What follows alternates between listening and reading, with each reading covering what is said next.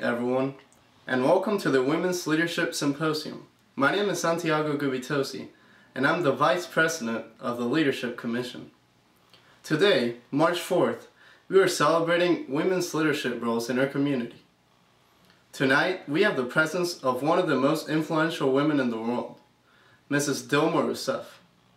Dilma Rousseff, Brazil's 36th and current president, is also the first woman to hold the office in her country, and in 2005, she was the first woman to be named Chief of Staff of Brazil.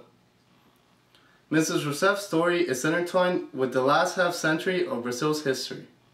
Although she's in a very powerful position, this woman has not had an easy life. Born in Belo Horizonte, a state north of Brazil's capital, in 1947, she was named after her mother. Her father, Pedro Rousseff, was a political exile from Bulgaria, where he had been a member of the Communist Party in the 1920s. Mrs. Rousseff's political awakening began when she transferred from a boarding school to a public high school. At high school, Rousseff was influenced by the writings of French political theorist Richard Debray and by a teacher and future comrade who taught her Marxism.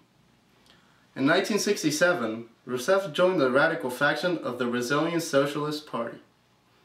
In 1970, her guest speaker was arrested after showing up at a bar where one of her colleagues was being arrested in a police sting operation.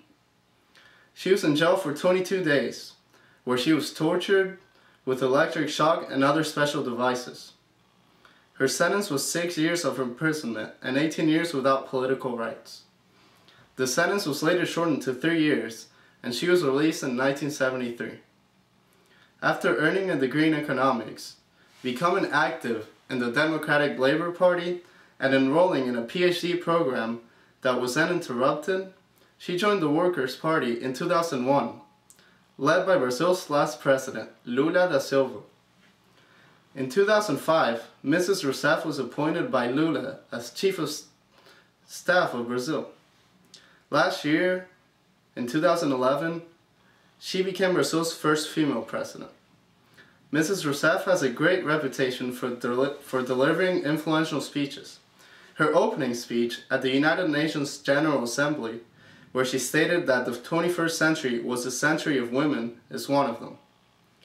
In 2011, she was included in the list of 100 most influential people in the world. President Rousseff is seen as a force of good by the general public inside and outside of Brazil.